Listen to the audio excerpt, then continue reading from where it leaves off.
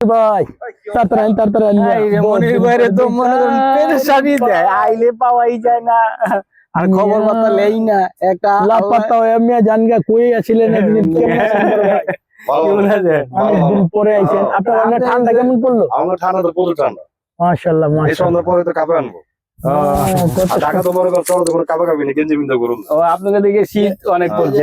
ভাই আমি দুইটা কথা কইতে পারি ভদ্রলোকের লাগে? দর্শক এই যে মনির ভাইয়ের লগে একটু কথা কইছি। মনির ভাই ফালা দেন, একটা টান দিবেন, এটা আর কি দিবেন ভাই, কথা বলেন।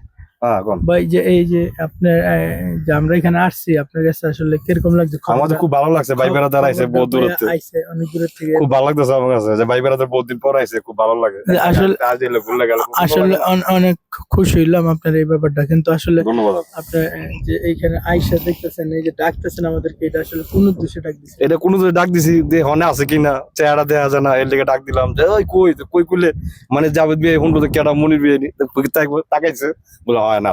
না না, কথাটা খুব অত্যন্ত সুন্দর, কিন্তু আমরা এখানে আসলে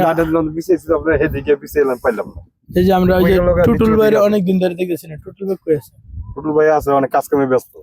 টুটুল ভাই একটু পেরেশানির মধ্যে আছে, যে বাড়ির মধ্যে উঠে গেছে। যাই হোক, আমরা এই পরিবেশে এখানে একটা একান্ত সময় কাটাইতেছি। আসলে আপনার যে এইখানে যে আসছেন, কেমন আসলে কি ভাই বেড়াদার আসছে এরকম একটা মনে টান নিয়েই তো আসছেন? টান নিতেছি, ভালো লাগছে দেখতেছি, না তো আইতাম না। আসলে মানুষে অল্প করে প্রশ্ন করে সাংবাদিক